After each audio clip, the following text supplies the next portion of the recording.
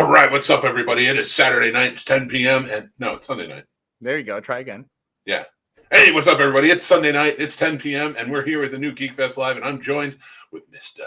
This way, Casey, the Madman Plot. Wow, thank you so much. I tell you what, I'm happier than a flock of seagulls on 4th of July in Coney Island. That is legit. And this is the show where we talk geek and all the things that we love, and it's an open forum. So make sure you guys are jumping in on the comments. We love comments. We love commentors. Jason Taylor. Good evening, boys. Good evening, Jason. Child. Hi, Jason. Radar says, "What's up, everyone?" What's up, Radar? And AJ. What's up? Actually, AJ brought up a really good point over on the Discord earlier, because when we were talking about actors with true grit, and he brought up Benicio del Toro and Josh Brolin, who are newer age actors who kind of have that grit, or do have that grit. I shouldn't even say kind of. Those are two really good names. But I'm going to table that conversation. I will continue it on the Discord with you, AJ. We all will.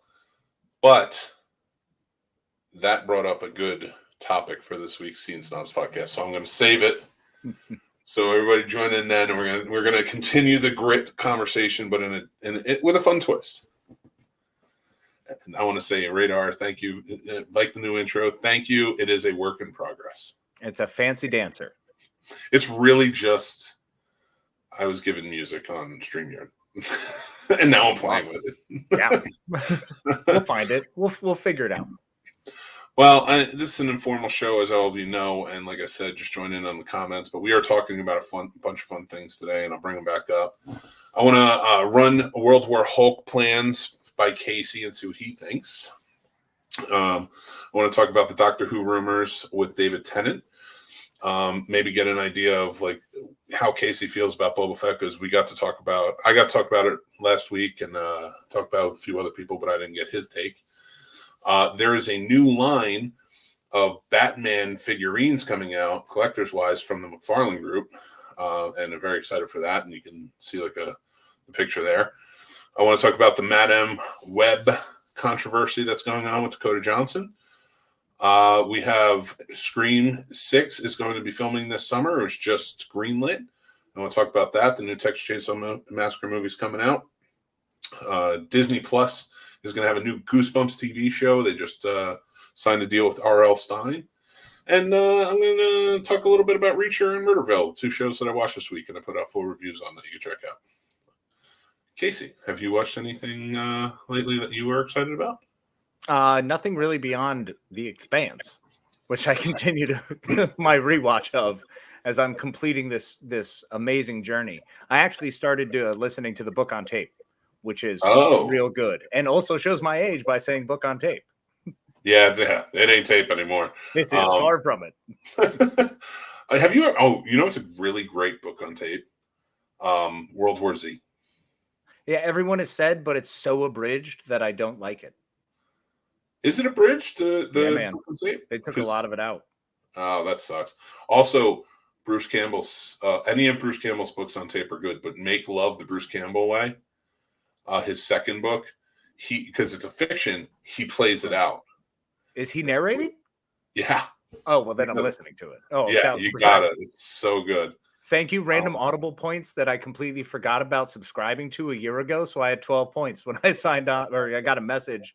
And it was like, you're about to lose an Audible point. I was like, oh.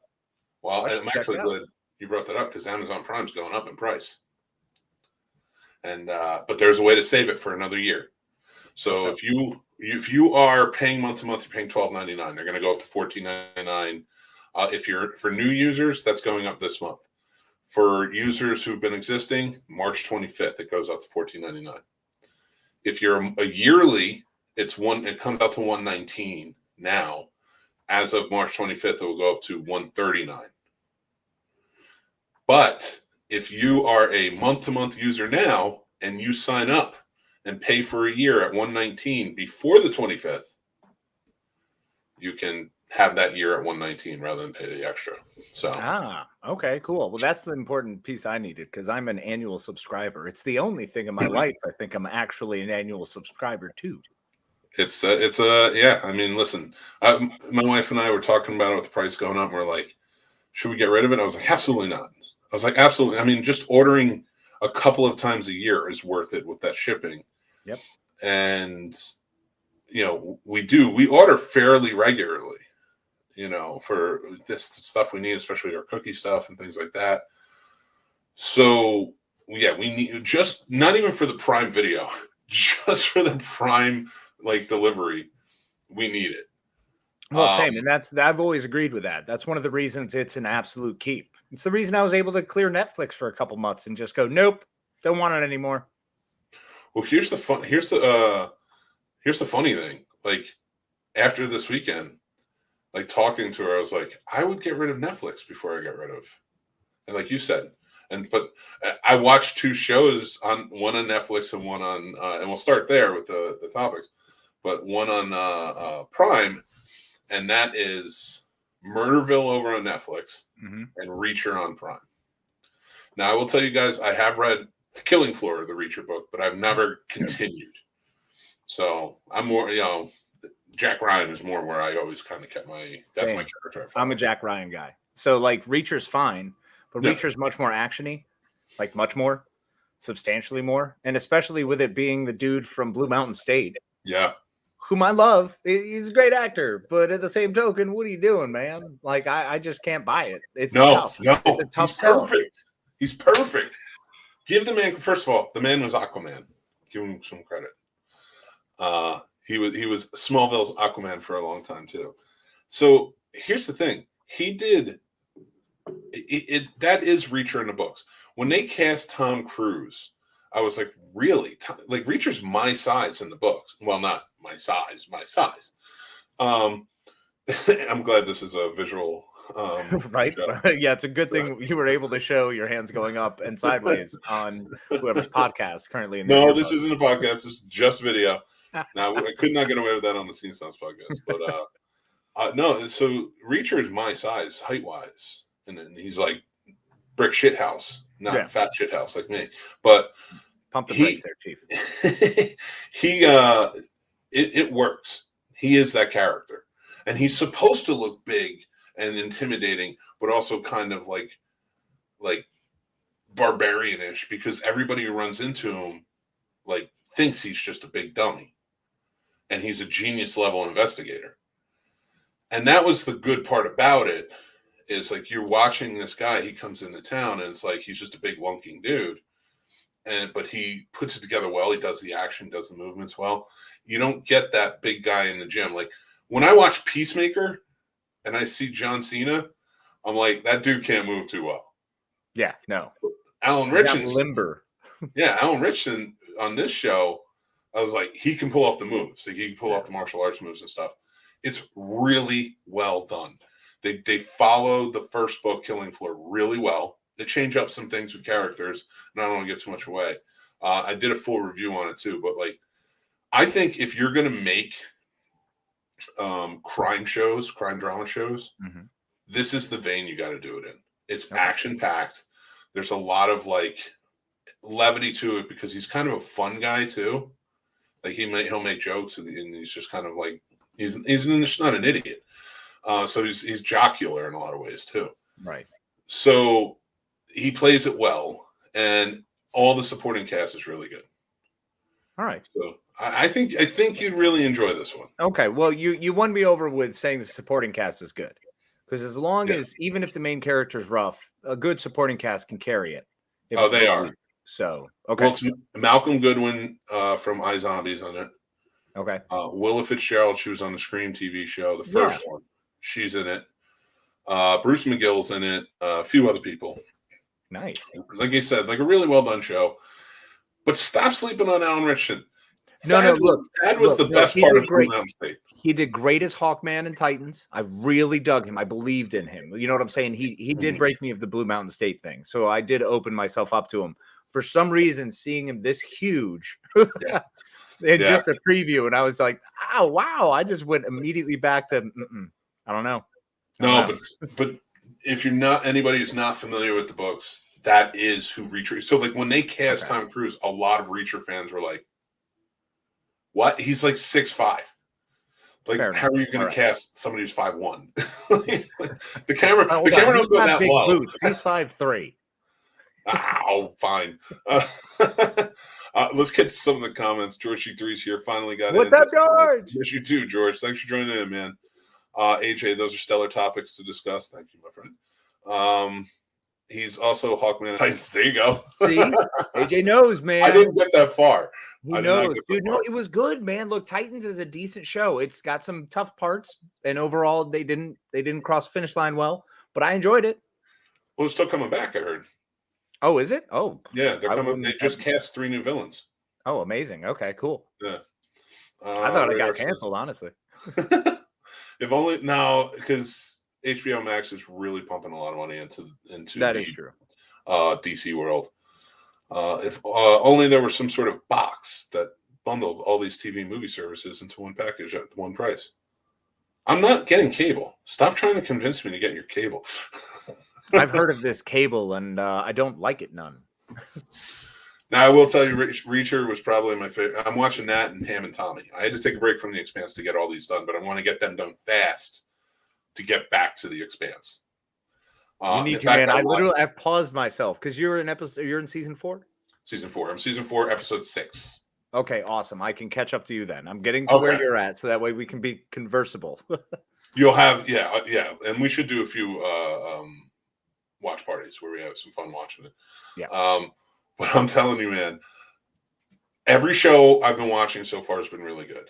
Reacher is probably my favorite so far just because of the action. I had a lot of fun with it. But Murderville, which I also finished.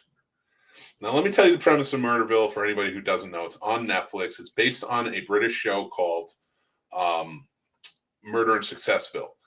Will Arnett plays a detective, and everybody on the show is scripted. But each week, they bring on a celebrity guest to help solve the murder, and they don't have a script. So each week, they have to just go along and do what is said and things like that. And the format of the show is the chief, they'll do some banter. The chief will come in, say, I have a new partner for you. He freaks out. Then he interviews his partner to get to know them better. Then he goes out and they talk to the forensics and they gain some clues. And then they talk to each of the suspects. There's always 3. You talk to each suspect, gain some more clues, try and find out about each suspect. And then at the end, they bring them all together in some sort of scenario, like Scooby-Doo-like scenario, where they have to tell you who did it. Like the celebrity guest. That sounds freaking awesome. It is awesome. That sounds really cool. The chief comes in at the end and tells them if they're right or wrong.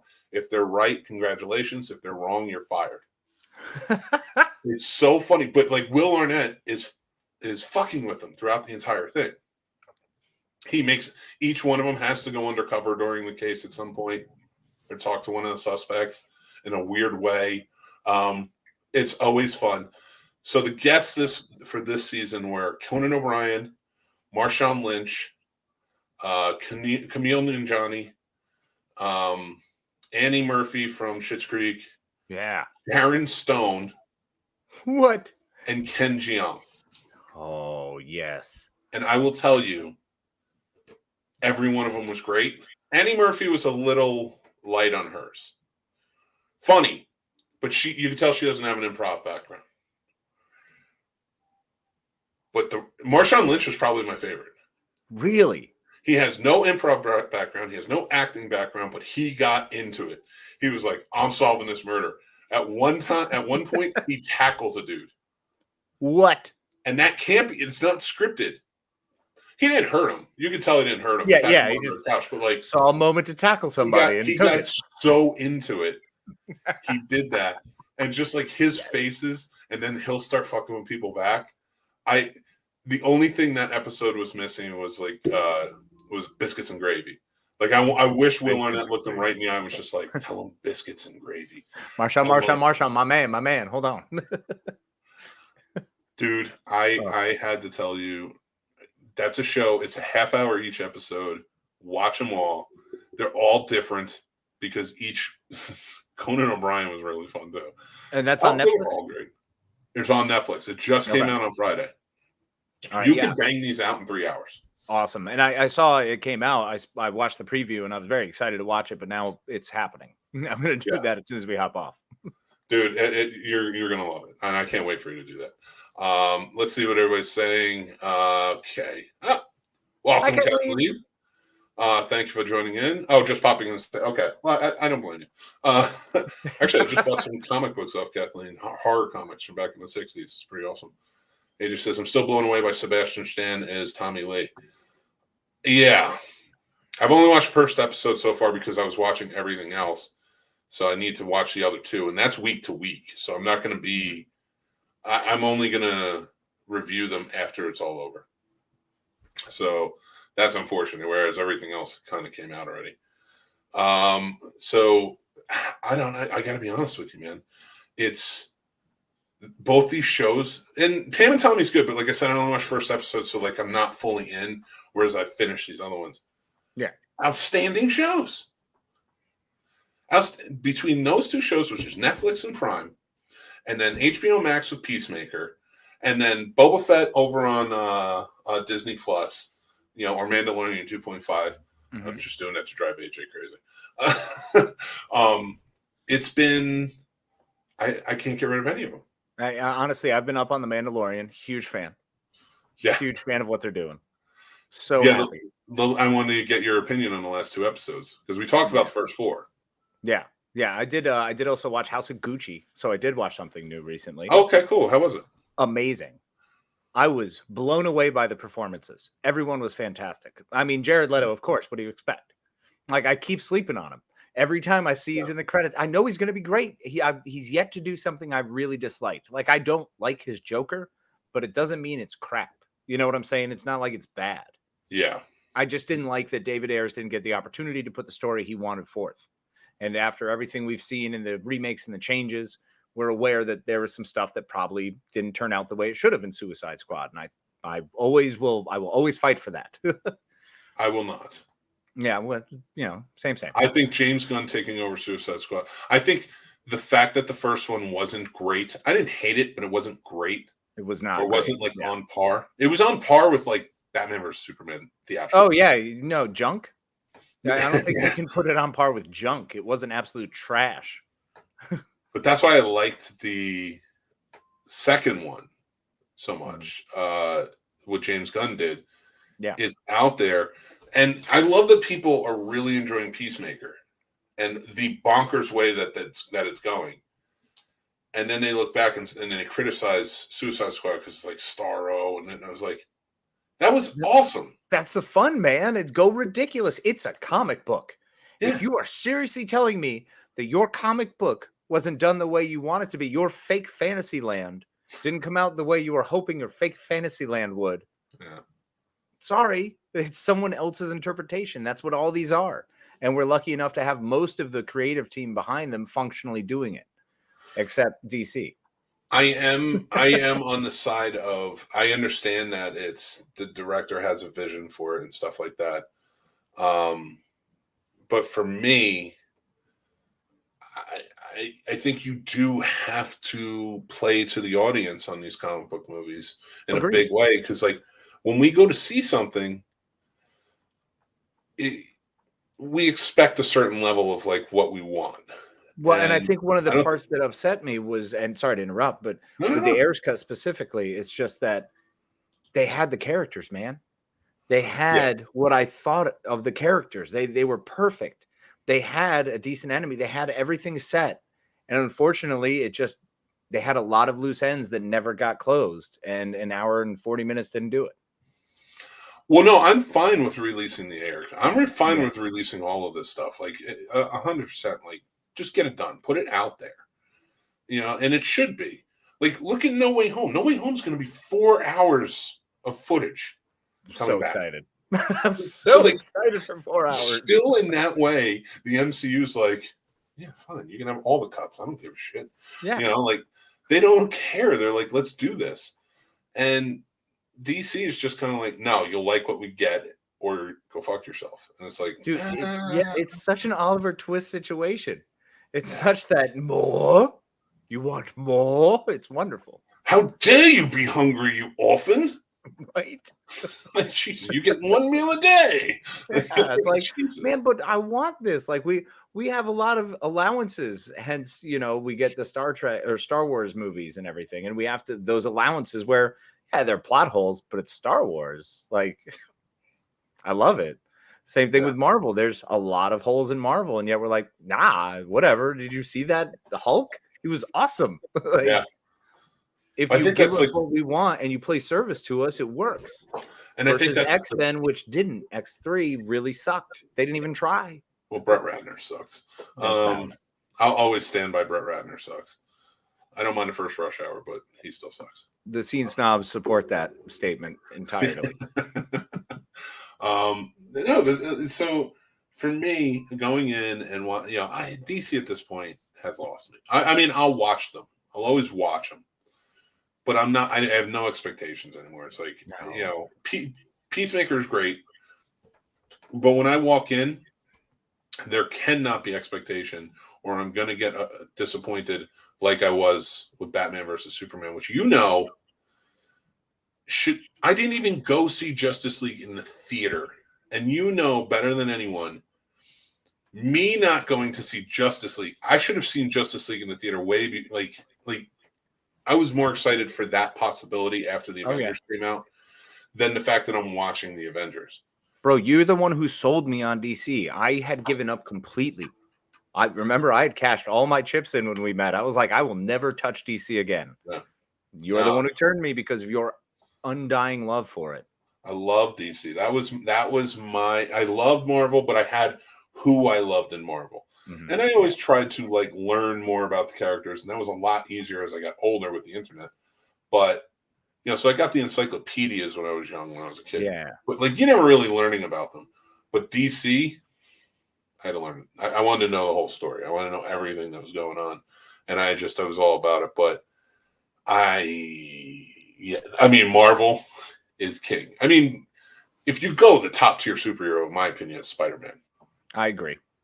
Spider-Man's number one. And I'll never disagree. Yeah, that Spider-Man is absolutely people's number one. Should be number one. No reason not to be number one. Superman, if it's your top three, I get it. I'm not even gonna fight you. No, he'd be number two. He would be my number two. I love Superman. A lot of people didn't understand the complexity of Superman. I do love Batman too. I mean, I love them all. I love all the characters, just like you do. Mm-hmm. So it's there. It's just they're fucking it up. But they fucked up the comics too. So I don't read the comics anymore. I still read Marvel. I don't read the other ones. I started heavily into Boom and IDW and basically everything else, or back issues. The only thing Marvel's got me on is the High Republic. I did pick up the High Republic. Oh, when you read it, tell me about that. I just picked up the Devil's Reign saga. It's going until the end of March. And that's Kingpin has taken over all of New York City. So I'm really interested and invested in that. But you know me, I'm picking up single issues, so I don't read them until it's finished. Yeah. So once I have them all, I'll sit down and read everything. Yep. But the last time I did that was Absolute Carnage. And it's, which, by the way, there's a heavy rumor right now that Null, the symbiote god from the comic books, may be getting a movie made about him. And we may see the three Spider-Men team up to fight him. And Venom. And Carnage and Venom. Ooh. Oh, wait. Are we going to get Twisted Carnage? I hope so. I really do. But then it means we'd get a Poison, which... Yep. I mean, it's great that we get... We're never going to get this, but it's... Cap, who is taken over by Poison. Cap. Yeah. And then, of course, my favorite pop, one of my favorite pops is Daredevil, Venomized Daredevil. That would be awesome. So I would love to see stuff like that, but you're not going to get that broad MCU. This is going to be a Sony project. Yeah, and if Sony wants to run with it, that's great because they have plenty of characters they can play with in there. Oh, AJ, I'm glad you brought this up because I just saw this as well. Yes, so Null was first introduced in a Thor comic. He's not a Spider-Man comic, but he is the king of the symbiotes. So the king in black, right? Yeah. Yeah. So it's how, yeah, Absolute Carnage, it was just led into King in Black, but King in Black is where Null is coming to attack. Right. So he was introduced first in Thor comics, so there are heavy rumors that in Thor: Love and Thunder we might see Null. That'd be, even if it's as a mid-credit scene, that'd be cool. If Sony was smart, they would and they want to do this stuff, especially with their Spider-Man properties, they would let the MCU in very heavy and just make money with them. Just make tons of money. Which leads me to my next point. Actually, let's go through a real quick answer. George was on the phone. Damn you, George. Tim, AJ, What's up, babe? George G3. Yes, that's Murderville, the one with Marshawn Lynch is on it. Release the Ayer cut. See? They will never release the Ayer cut. I know they never will. Radar. DC has no excuse after making Polka Dot. How about Kite Man? How about they made Kite Man amazing? Between the Harley Quinn animated series, which was phenomenal. I love, but I've always said, and I stand by it, DC wins in animated. Always, shape, and form. DC is superior with their animated product. I will tell you, back in the day, Marvel made some good products, though. They did. They had a few good ones. There was the Hulk versus that I enjoyed, but it just, DC just stayed consistent. Oh, absolutely. And there was also a Marvel Mandarin one, Iron Man versus Mandarin. That was a good one. Yeah, that one was cool. I still maintain my favorite animated versions of anything Marvel were the 90s shows. Of course, Spider-Man, Iron Man, Fantastic Four, Hulk, all of them had some really good ones. James Gunn could make Kite Man legit. He has been mentioned twice on Peacemaker now. I'm so stoked because Kite Man, Kite Man. Well, Kite Man's got like a really crazy background. So for anybody who doesn't know, Kite Man, he was just a regular dude who liked to fly kites with his son. And he got tied into he witnessed something with, I think it was the mob.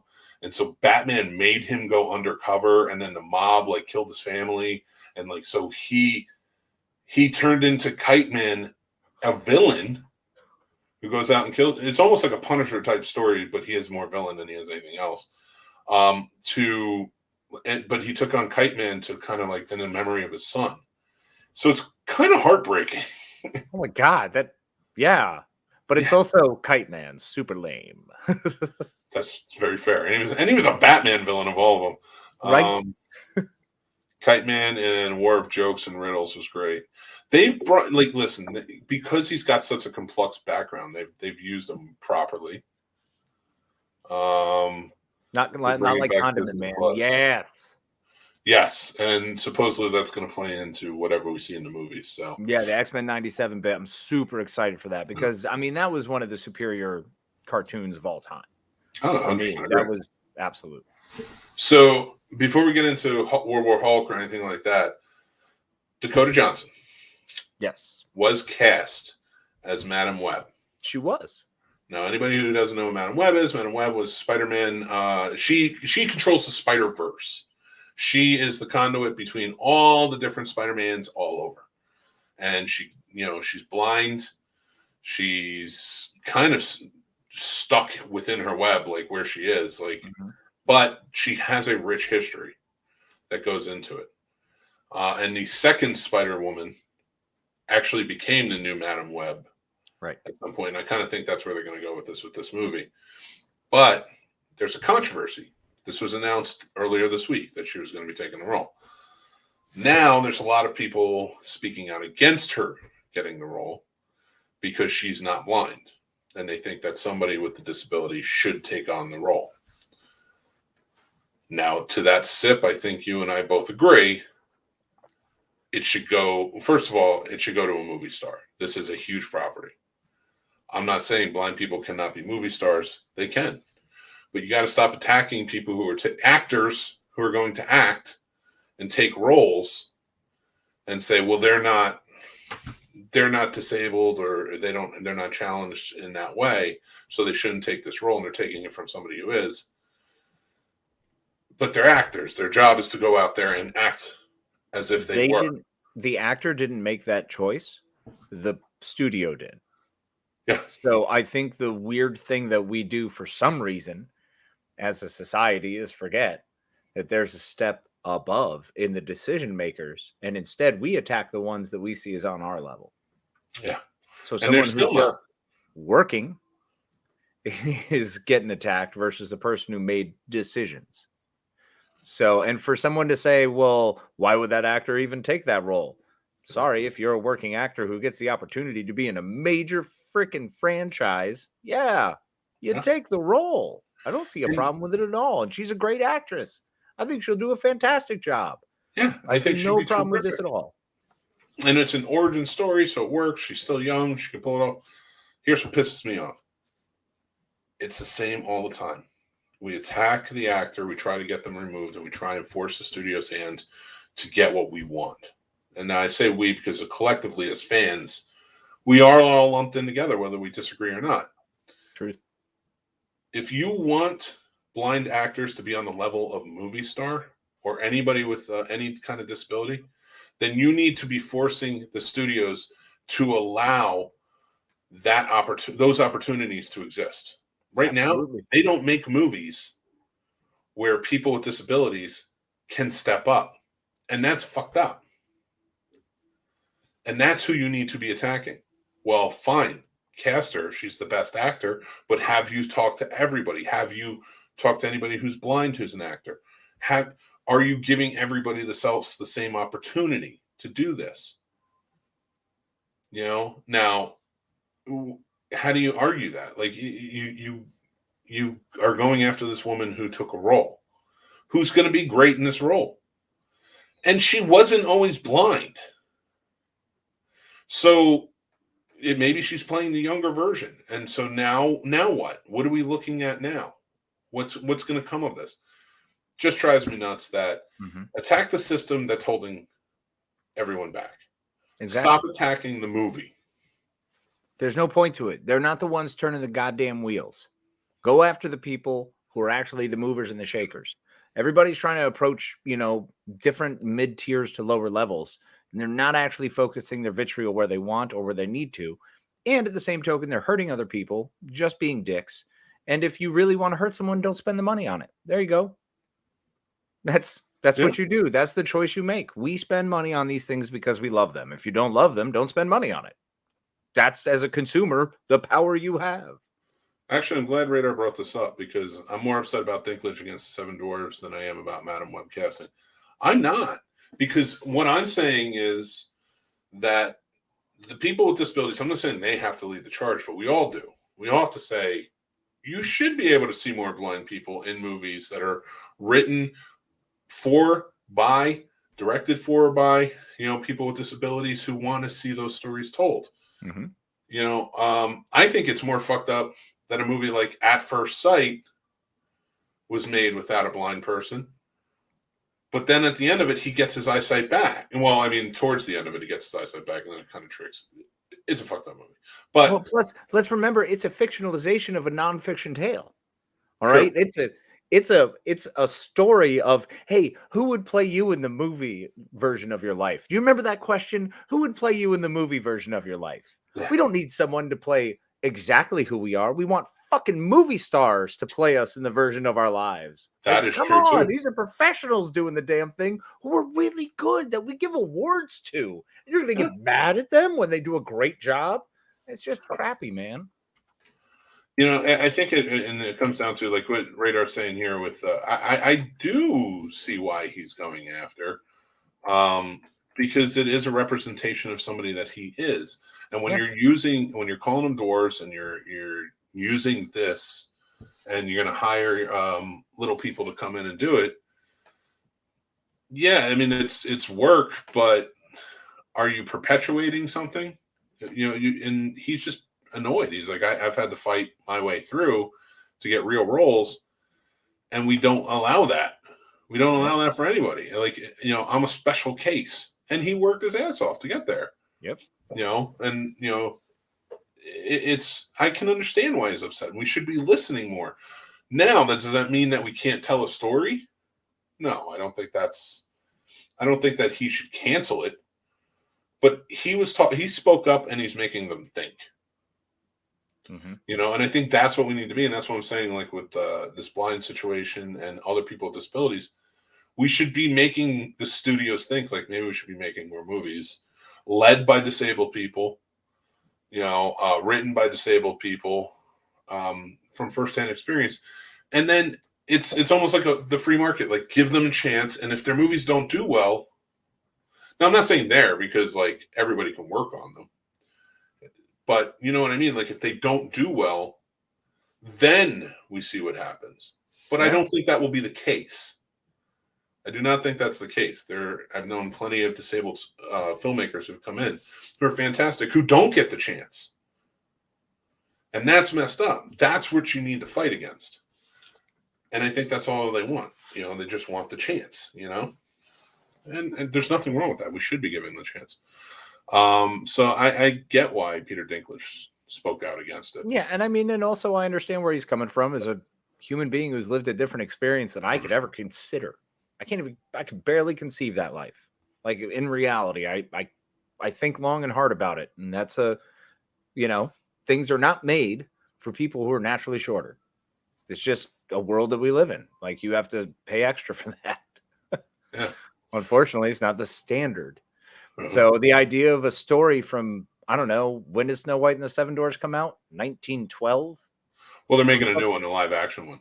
Yeah, oh no, I know. But I'm saying based on an original story from almost 100 years ago, guys. Yeah, we've changed a fucking lot in 100 years.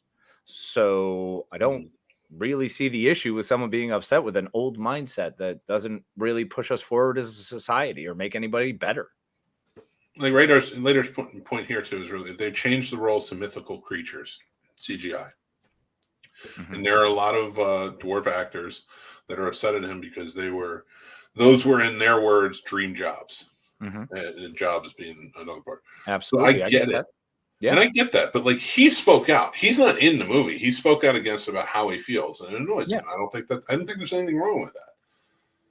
They changed it. Mm-hmm. Whereas what they should have done was sat down with the actors that they were going to go with and say, how can we make this better? Yeah. How can we make your characters better? How can we make it not as simple-minded as it once was? Let's move it forward.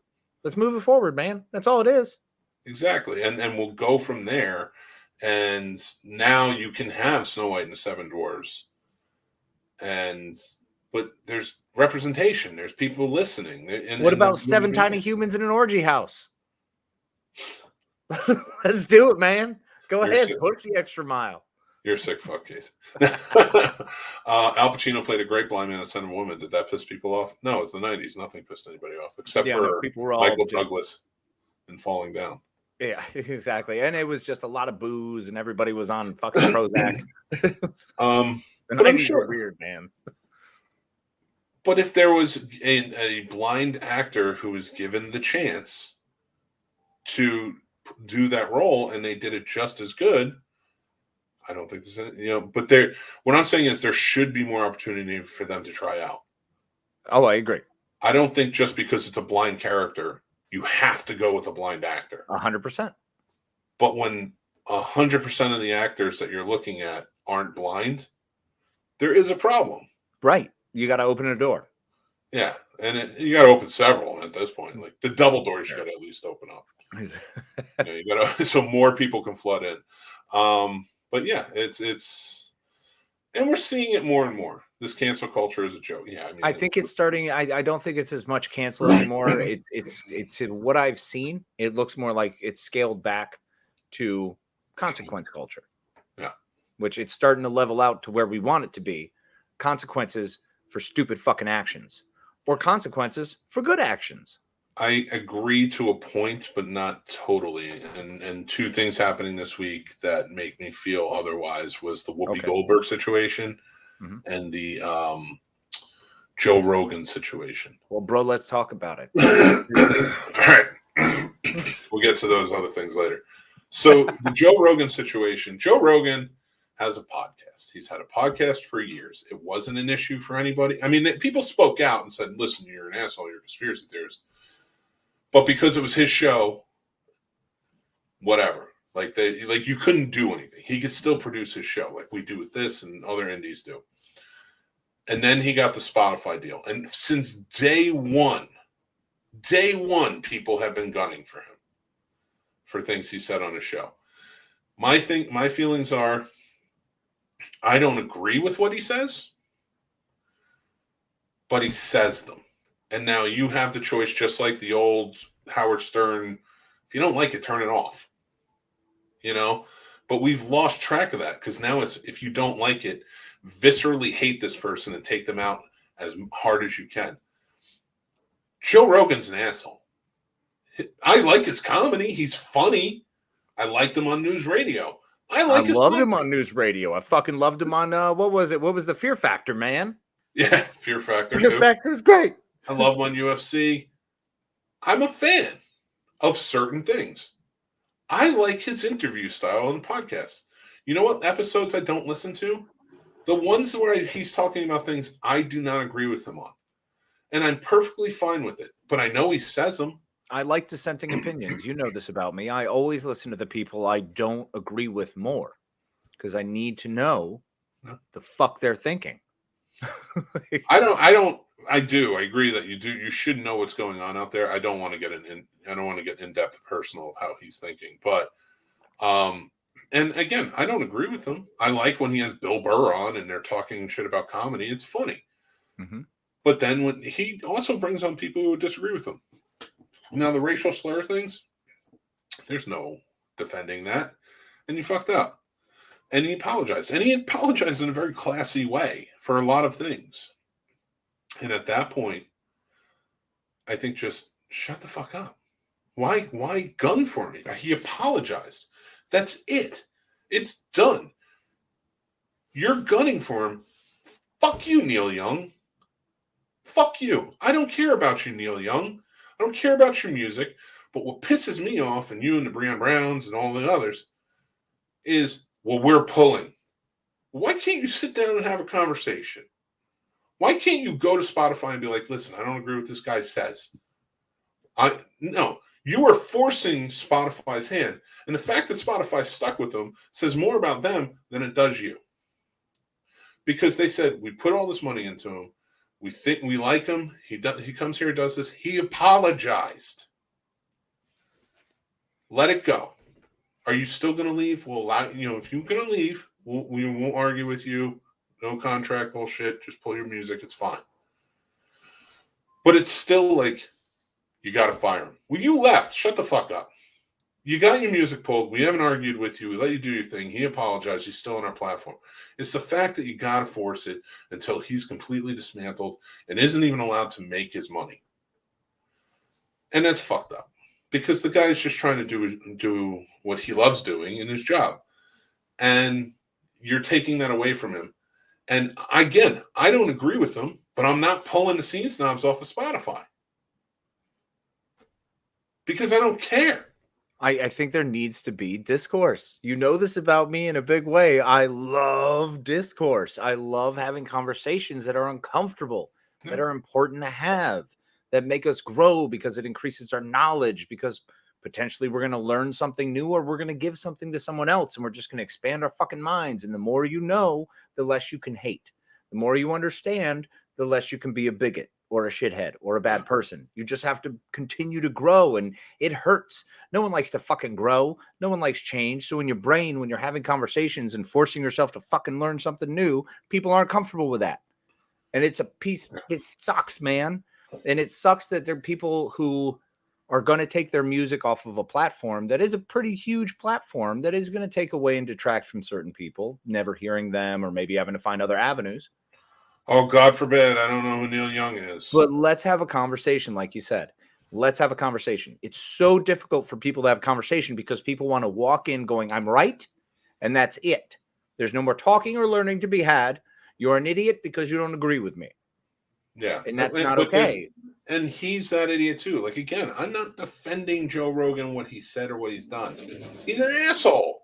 Oh, no, he's an absolute asshole. I don't defend Joe Rogan in any way, shape, or form. Dude's a dick, and he says a lot of dumb shit, and he agrees with stupid fucking people.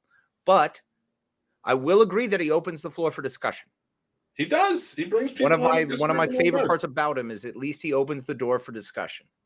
What annoys me too, on top of it, is you didn't get any conversation out of fucking Neil Young or any of the other ones that pulled their music. You didn't get that conversation. They just said, pull my music. I don't agree with this asshole.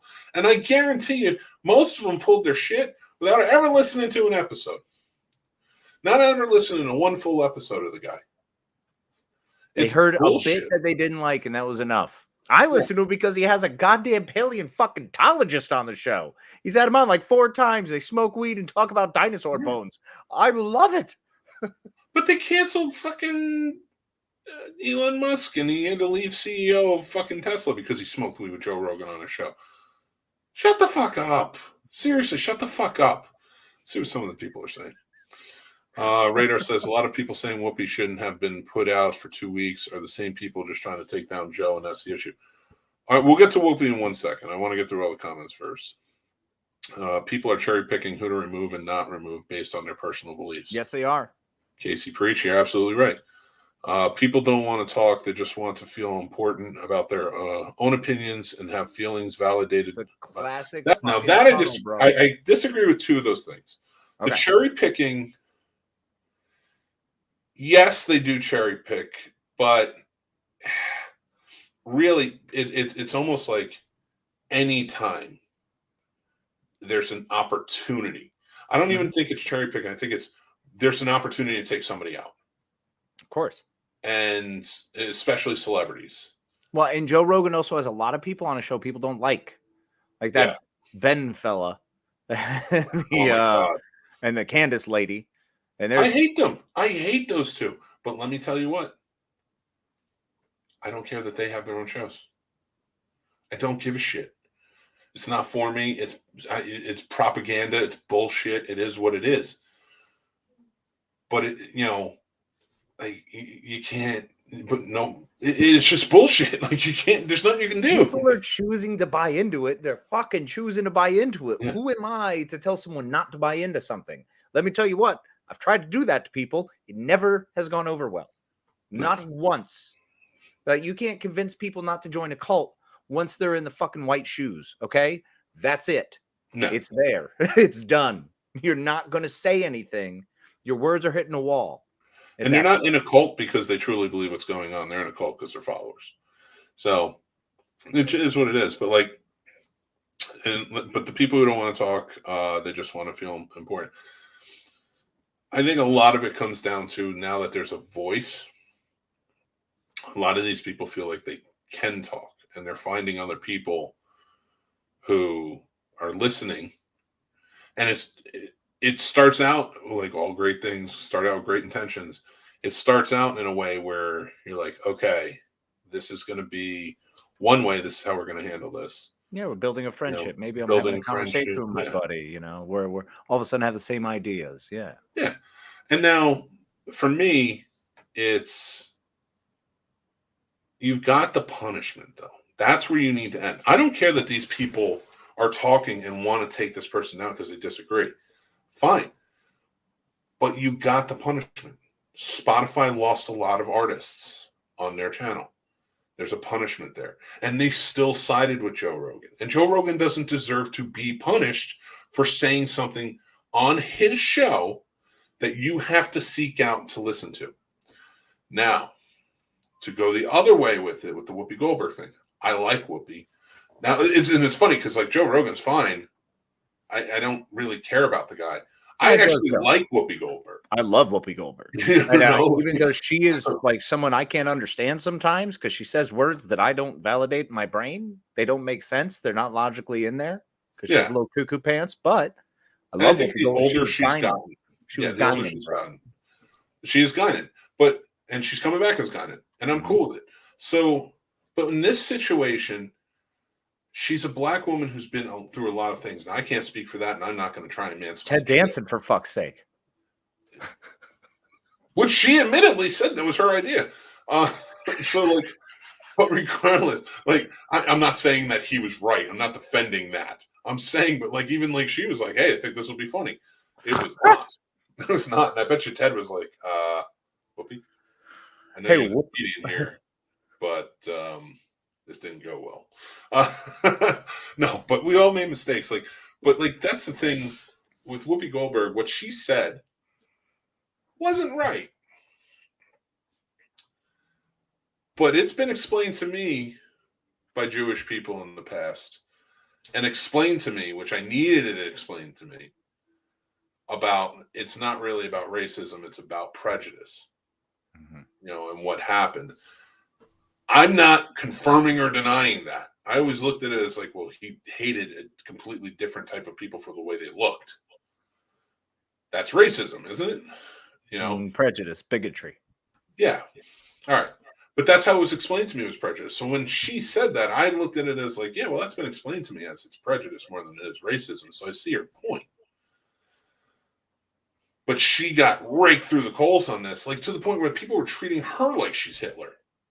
And I'm not saying everyone, and I'm not saying that's the extremists who want to see her gone. Because the problem is we see the extremists most clear because they get the loudest voice. That's true. So that 0.2% that's screaming their heads off like fucking maniacs, unfortunately, are all the ones being highlighted.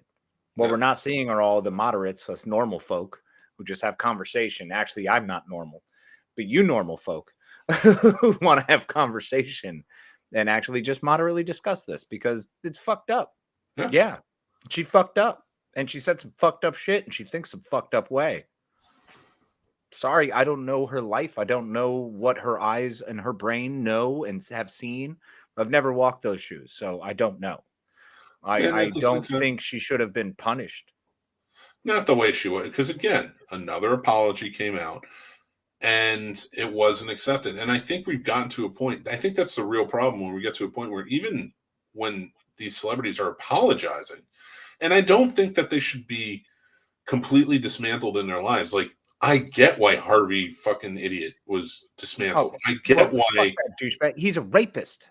But the and he Louis used his position in a negative way against people. Come on, man, fuck that guy. I was like, we're dragging Joe Rogan and Whoopi Goldberg through the mud over some silly statements, really silly statements, because they're not hurting anyone.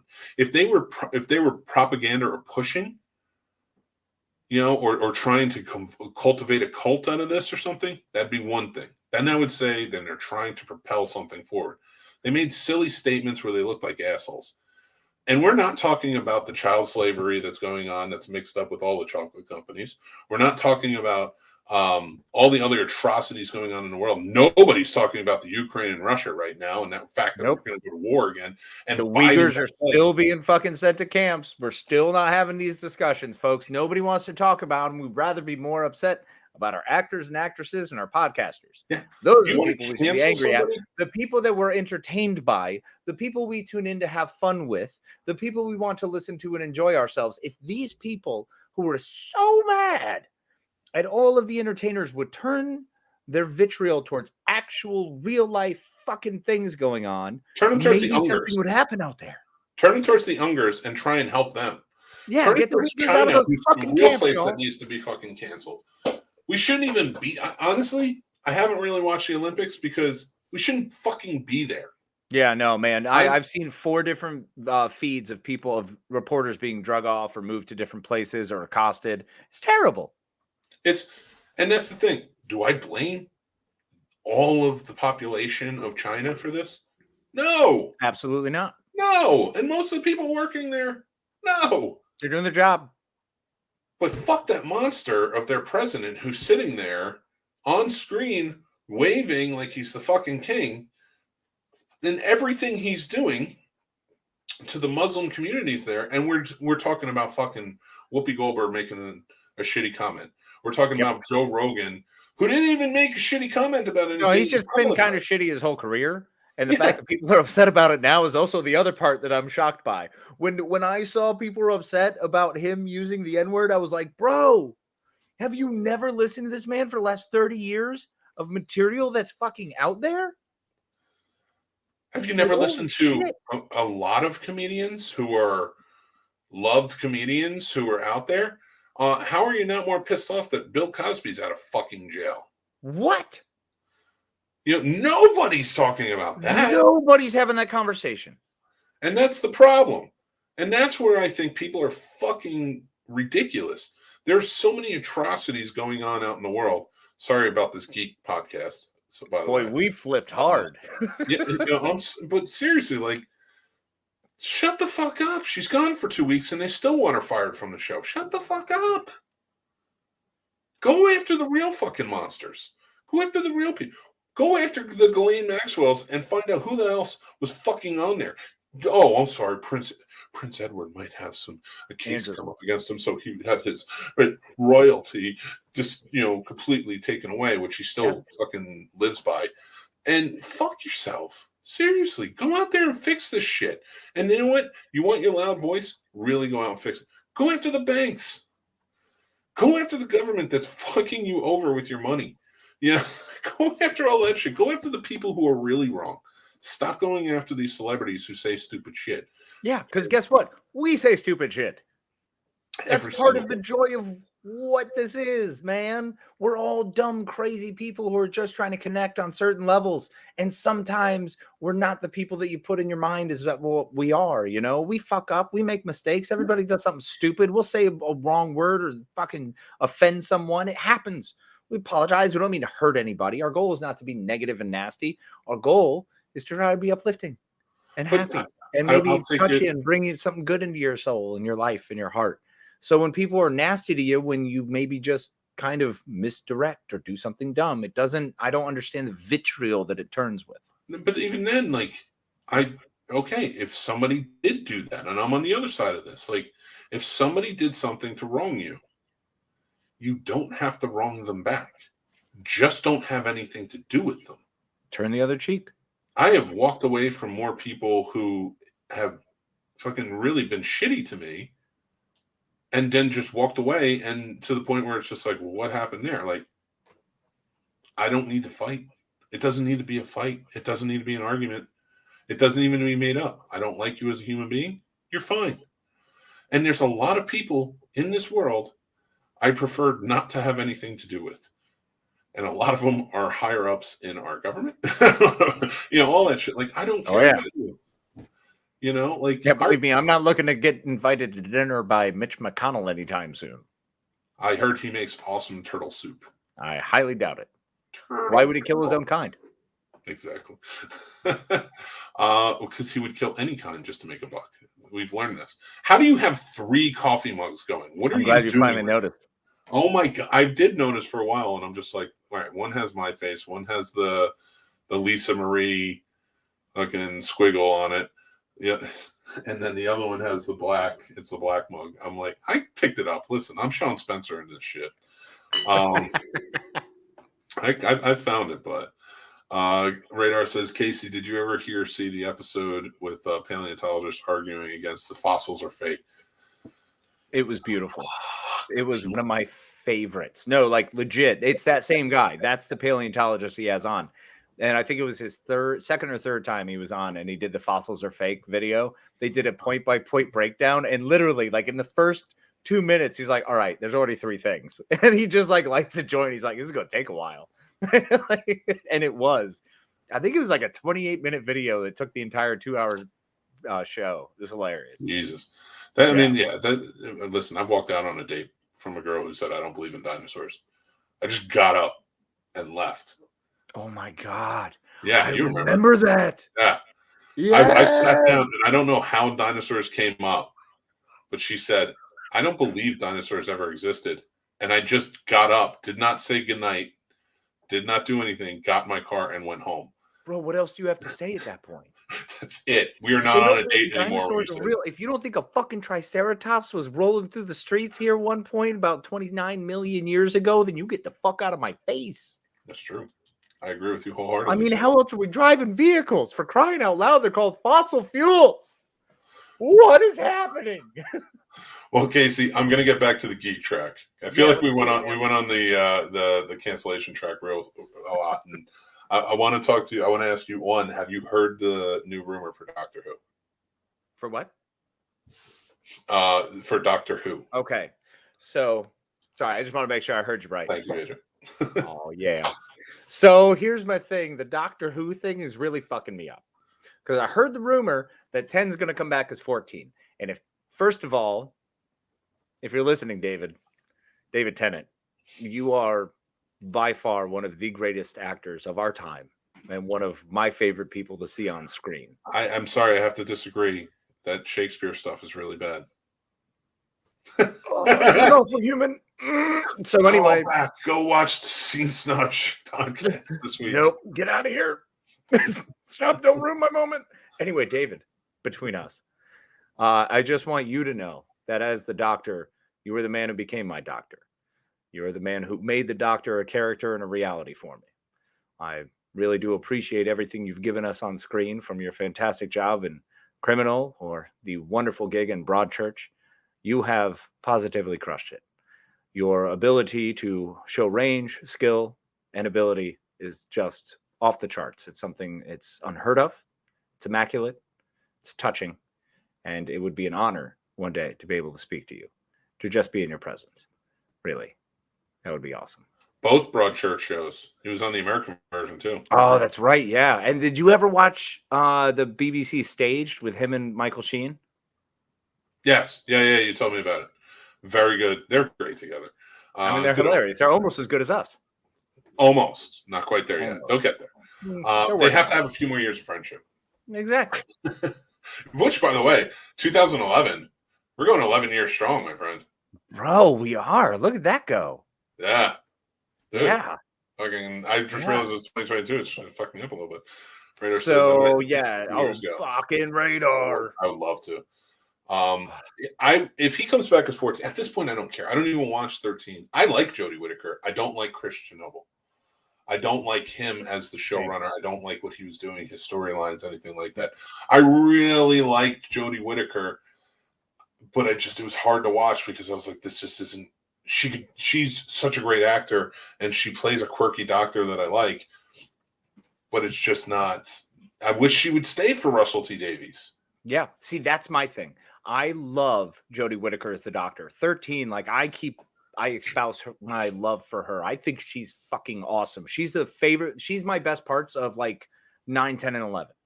She just she grabs all the great parts of them and made her own, and they just went crazy with it. And she did such a great job. And by the way, the people around her companions, are the shit. Yaz is fucking awesome, man. What a great character. And Ryan was awesome. And Graham was awesome. Like I loved everything they put together. But you're right, bro. The storyline was so disjointed. They didn't speak to me well. I didn't hear whatever message they were trying to send. It just, everything was not right. The pacing was off. They didn't do a season the way everything else had been seasonal. And I understand coming off Moffat, what's going to be. That's really hard to follow up Moffat. And yet Chibnall was right under Moffat, as I understand. They worked together. Yeah. So I can't. I don't understand how it became so disjointed, and it was a little disappointing. And maybe they were trying to make it more episodic to make it open more to more people. Yet I didn't. They were trying to retcon a lot of things. Like they retconned that the Doctor was always started out as a woman. Yep. And there was no. Well, they retconned the Forgotten Doctor. Yeah. You don't even see that yet. Which I don't care if that was your storyline of like she found out her true heritage and that she's somebody. I don't care about all that, but the fact that you're doing it with a heavy hand is what bothers me. Is because it's like you're trying to take a character in a show that is all about inclusivity and all about caring for everyone, no matter who, what, where, why, or when, or what you look like, what you are, who you are. Everyone is included, and you're taking that character and you're saying, "Nah, bro, you're not woke enough." And it's like, and there's a lot of characters you could have done that too. Not okay. Look, they did and they didn't. They did. No, they did and they didn't. They all right, did. I'm not going to stand up for that because at the same time you have Capaldi screaming, "I'm the Doctor and I protect people." We all know who the fucking Doctor is because at the end of the day, he always protects people. Whether it's the adventuring fucking 9th, the wackadoo monster 10th, the man who forgets 11, or the grumpy son of a bitch 12, he always protects people. 13 does the same thing. 13 is wonderful at it. She does such a great job. I praised her. It was the writing for me. It really is. No, I'm with you, man. Because from episode to episode, there was a loss. It felt like I had missed something. That's what bugs me. When you get into a show and you're like, every episode, if I'm watching this back to back, why do I feel like I fucking missed something? Like, that doesn't seem right. I'm not that. And that's what I think comes down to. Is like, listen, I have the TARDIS on my arm. You know how much I love Doctor Who. The silence. Yeah, like, you know how much I love Doctor Who. So if I'm not excited in any way for these recent seasons, and I don't really watch them, like, I kind of catch up to them and kind of keep an eye out because and especially more so because I heard Russell T Davies is coming back. Yeah, there's a problem. I've given him a chance, and there was a problem with them. I mean, They're I agree. not doing it right. You know, I'm not basing this on I need my doctor to be a man. I don't give a shit. When she was announced, I was jumping for joy. Chris Chibnall fucked this up for me, not her. Mm-hmm. And I wish she would stay on longer. You know, God, I would happily take 2 to 3 more seasons of her because she really is some of my favorite parts of the other doctors and her own thing. Like, I love what she does. Or pick another woman. I don't give a shit. Make 14 a woman. I don't care. It's not about her being a woman. I don't even care if they want to say she was a woman the entire time. It has nothing to do with that. It was poor writing. There's something wrong there. Yeah. You know? And I understand what you did when you were making the Dr. Capaldi. Capaldi had been a character previously that 10 saved. So I get it. Makes total sense. I am on board that he's supposed to be someone who saves people now because he went from someone who was kind of a monster and a warmonger, really, like for a little bit there. So he wiped out civilizations, but that's neither here nor there. Let's see. What was it? Doctor Who. First of all, you spelled that word out. It's not DR. Is going the Star Wars route from The Force Awakens to Rise of Skywalker. So the best ones. Dramatic pause. Waiting. I need a dramatic pause graphic for when we get there. You really do, because especially in those moments, because I hope everyone laughed and understood that was laughable. Yeah, I know. I got them up here. Star Wars is up on the top. Same. Yeah. we wear our heart on our sleeve. Darn too. Star Trek. Yep. I got my communicator, bro. Oh man, I need to get my brown coats and my my brown coat tattoo and my I want to get my Back to the Future. I want the back of the car with the trail going up to the clock tower with the. I have a giant arm, people. That's why I can do this. Yeah, no, he can actually put like 4 movie scenes on it, like or like 19 comic book panels. Actually, if you want to subscribe and if you give enough to the Patreon, you can create the comic for Mick's arm. Yeah. You want to sign up for Patreon? And well, no, I don't want to. Like, that's a lot. Just give away your body. Oh God, Mary's gonna get a text in about 20 minutes. And she'll be like, "What the fuck?" I'm like, I don't know what to do with this now, but I do want a tattoo. Blink is the greatest one of Who episode ever. Mm-hmm. Yeah, probably. There's a lot of good ones though. There's so many. Oh, bro, we can go all night. In fact, we should have a Doctor Who-a-thon. We haven't done that in a long time. It's been a while. I'm not there yet. I'm not there. You gotta let the heart break. You just gotta put a little salve on it. Okay, it's a burn. It's a burn, brother. A little salve. You'll be fine. Just rub it on there. I gotta get through the Expanse first, man. I'm in dark sci-fi right now. Oh, you came to the right place. Yeah, I did. All right, so we're kind of wrapping up. Let's see what we want to talk about. So Disney Plus is announced that they're doing a new live-action Goosebumps television show. Yes. Now, as Goosebumps kids as we are, I'm excited. Now, my kids liked the old one, but I think it needs a revamp. Absolutely, I'm really excited to see what they do. I didn't. The Goosebumps movies weren't bad. They weren't bad. They were fine, but they try to do a lot. It was kind of like you're trying to redo Ghostbusters. It's like, we don't need every fan service. Like, some is fine. Goosebumps was like, here's everything. Like, we hope you remember one of these 64 books. Like, it was too much. It was too much. So to get them step by step again will be great. And, I started to show River some of them. and she's really getting into it. So it's cool. And then be able to turn around and be like, "Here's the book, read it." I have, man. We started Curse of the Mummies too. Nice. I gave the books to Tommy, and he was like, "It's just not my read." I get it. He likes Harry Potter and Lord of the Rings and such, and I was like, "Yeah, you're advanced." So I think I'm going to give him the Jack next year or this year when he turns 6, and just be like, "Here, maybe you're ready for them." Jack's going to dress up as a freaking puppet and just be waiting for you like a freaking marionette or handball. Like, hey, Dad. When I get new horror stuff, he flips out and he's like, I want it. And I was like, I don't know if I should do this. I don't know if this is a good idea.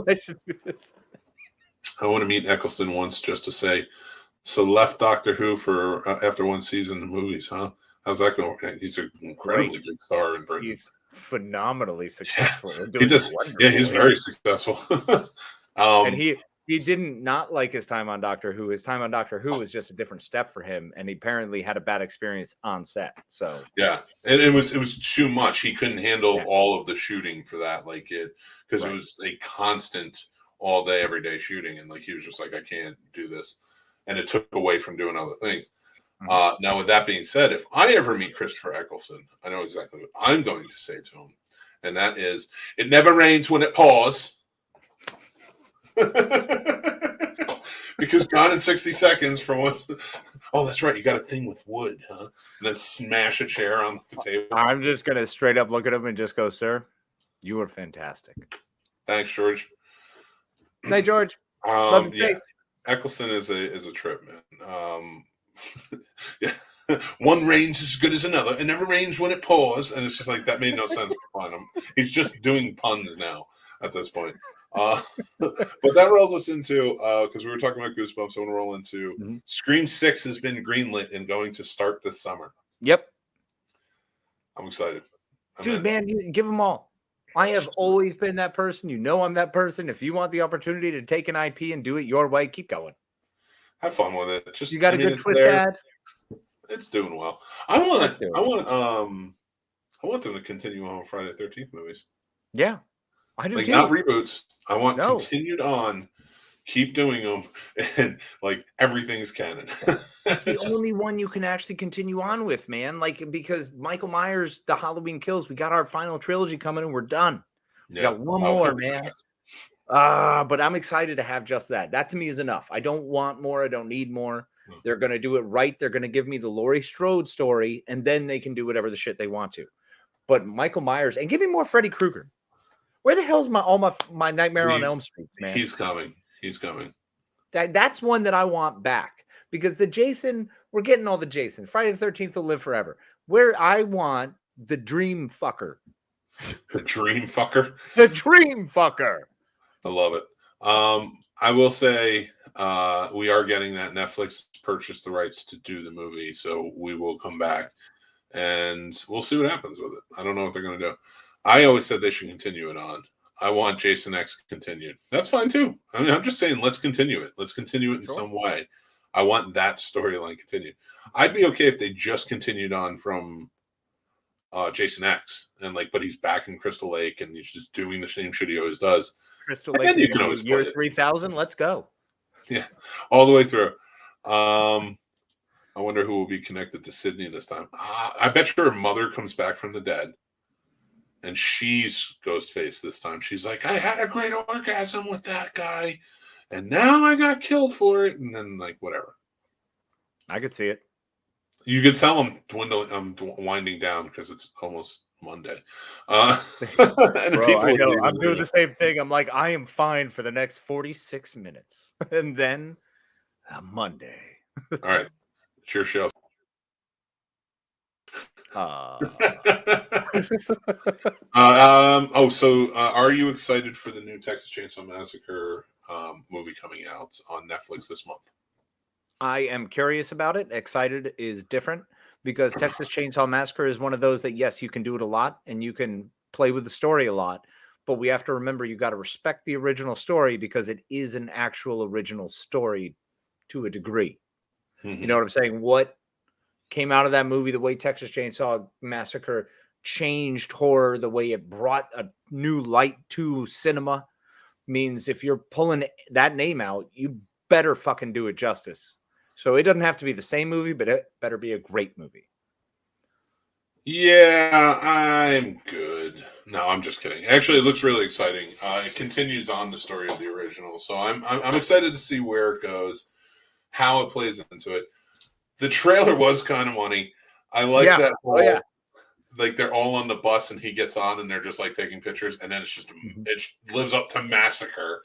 Yes. That is the Texas Chainsaw Massacre, which is all I need. We're not asking you for anyone to do a lot, and I think that's the problem. Is people take these stories and they go, "I have to do so much with it." No, less can be so fucking much more. Not quite to the point of like the French film that makes no sense and it cuts to 40 scenes and there's like then a light bulb turns out says Finn. We don't need that. Don't No, there's a level of respect that when I say respect the OG, just respect the OG. Give us a lot of good kills, scare us, make it creepy, make it weird, make it uncomfortable, and then hit us with another scare. Like that's what I want, man. Oh, absolutely. So. Radar says this is the sequel to the original. Okay, nothing happened between the first and now.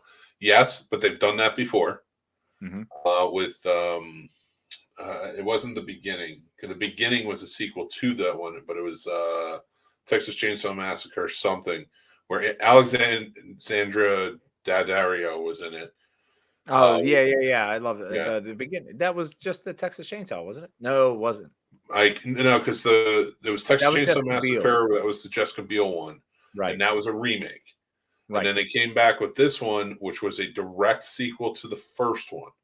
Oh, and was that Leatherface? Yes. No. Yes. Yes. It was Leatherface. Yeah. And because then they had Leatherface the beginning, right? Which was a sequel to that one, which is subsequently a sequel to the first movie. Was it Texas Chainsaw Massacre 3D? Sally Hardesty is back, and so will be interesting. Yes, she was the star of the first movie, so it will be interesting to see her come back and play a badass role. I think she's going to play like the Laurie role in Halloween. Fuck yeah! So we'll see. And at least the cool thing is we're getting our old final girls. Like they're coming in and like we're gonna kick ass at grandma age. That's all right. That's what I want, man. Those were the final girls that I grew up with as a teenager. Those are the fucking final girls I want to see now. I'm like, hell yeah, grandma, kick some fucking booty. 100% agree with you. Because we're also now almost 40. So, we have to start gearing ourselves to that direction. Less the Robbie Mel and more like the Malcolm McDowell. I agree. And on that note, I am old. I have to pee. And I think I have to go to bed. So, actually, I have to edit my fucking review. God damn it. I have to TikTok before I go to bed. TikTok before I take my That is legitimately the most grandfather statement you could as a millennial say. Well, thank you. Let's see what Radar says before we go. Oh, wait, no. We're getting to both. AJ says she reminded me of Dennis Hopper in the second Chainsaw Massacre after watching the trailer. I love it. That's my favorite one. Is the second Texas Chainsaw Massacre movie. And then Radar says, "What do you guys think about Predator prequel coming out?" I'm always good with Predator. All Predator, every Predator, more Predator. Yeah, all the time more Predator. I'm good with it. And I heard it's good. I heard it from everything. The only way they fucked Predator up was when they threw Alien in the first time because they tried to make it too much about Alien. It's just Predator. Just give us the Hunter. It's all Predator. Fuck everyone else. Predator rule. We should have gotten more background on the Predators. I will say the Predator prequel. Is it? Which fan film? Is it a rip off of? I'll check it out. And are you sure he got no credit towards it? I don't know. Yeah, be curious. We shall see. Ooh, going drama. Against Comanche. We shall see. I'm excited for it. I've heard really good things about it. I've also heard really good things about the new Evil Dead movie. Really? Yeah, it did really well in a test screening. Okay. Well, look, man, for me, that's my biggest break. That's my numero uno. Yeah. You better fucking come correct if you're going to put another Ash on the screen. Just no new Ash, no Bruce. This is a continuation from the originals, but it's going to be something different. Okay. Like it's going to be in a different setting and such. So I'm down. No Bruce, no Mia. I'm out. That's no, okay. You're saying you're out. I mean, that's the thing. Evil Dead can live forever because it can be more than those characters because it's Necronomicon is really where the life is. So they can just keep it going through time. Yeah, I'm gonna give it a try. I'm gonna see Sure. what it is.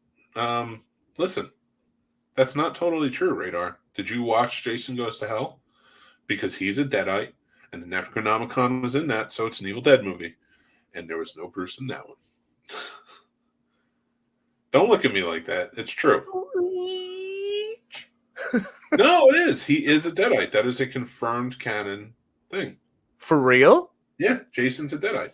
So at one point, Evil Ash controlled the Deadite, Jason. Could have.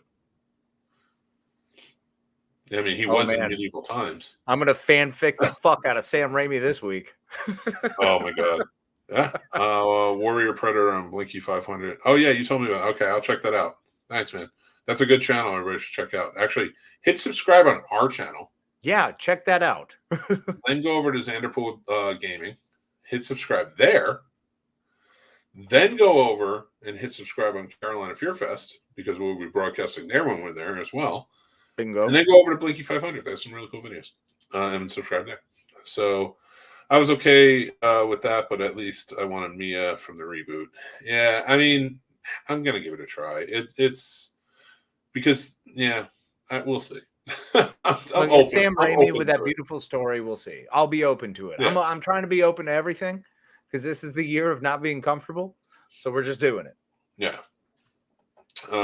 Yeah. So with that being said, I'm tired. I have to pee. I still have to edit a video and I forgot about it. But over on our Patreon page, we have this week's Mixed Movie Picks is already out. My review of Reacher is already out. And my review of Murderville will be out tonight over on Patreon. They get the exclusive first, and then they will be out on our YouTube channel. You can go check them out there. But it's $5 a month. It's not bad. You jump in. We have a good time, and it's monthly price giveaways. I like hearing what you like to say about those things. Yeah. So, it might be fun for you guys to check it out. But definitely head over to thescenesnobs.com and join up on our Discord. We're having fun conversations there. Everyone should be a part of the community. That is free of charge. Join the community. Have fun. Let's get it going. And if you join in, feel free to start conversations. Talk. Have a good time. And let's just get this done. I want to hear all the geeky stuff. Now, with that, the Scene Snobs podcast will be all new and live every Tuesday, 9 p.m. This Tuesday is no different. We will be there, and we'll be having a good old time. Our Valentine's Day special will be on the 15th. We're going to have some friends joining in with us. And then on the 22nd, we have Alex from the Today in Space podcast joining us. He's always a great time. He's a good friend. So we're happy to have him. But until next time, I am Mick Manhattan. And I am the Madman. Be kind to each other. And we will talk to you later. Thanks for watching and listening, everybody. I'm the Scene Snob, Mick Manhattan. You can check out the Scene Snobs podcast live every Tuesday at 9 p.m. Eastern on our YouTube channel or all podcast platforms afterwards. Also on our YouTube channel, you can check out great shows like Real Combat, the ultimate debate show for movie lovers, Mixed Movie Picks with new recommendations every week, Geek Fest live every Sunday night, and new movie reviews and news all the time. Like and subscribe, then hit the notification bell so you know when all of our new episodes drop. Thank you so much to all of our amazing Patreon supporters, with whom this would not be possible. They help keep the lights on and support us in such big ways. If you would like to become a supporter on our Patreon and take advantage of all the perks like monthly giveaways, early access, and so much more, head on over to the Scene Snobs Patreon page and just sign up on one of our 2 tiers. Join our awesome community of geeks, movie lovers, and so much more, and join up on our Discord. The Scene Snobs Discord is now live, and you can head over to thescenesnobs.com for links to there and more. The Scene Snobs merch store is now open with original fun designs that are available on all different types of merch and apparel. Check out thescenesnobsmerch.com. Make sure you like, follow, and subscribe to all of our social media accounts like TikTok, Twitter, Instagram, Facebook, and so many more. We have fun updates, topics, we talk about collectibles, and so much more on there. It's a great time. You can find all of our links to everything on thescenesnobs.com or on our link tree, which are down in the descriptions below. Thanks again, everyone. Stay tuned and stay geeky.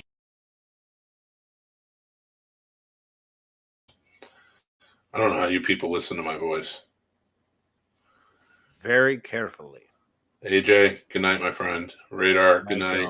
Thank you all for joining. Faces.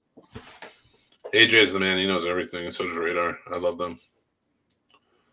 In a purely platonic way, Casey, don't get jealous. I'm not, man. You know I'm not. Ain't in my bones. Shit, I forgot to count. Ah!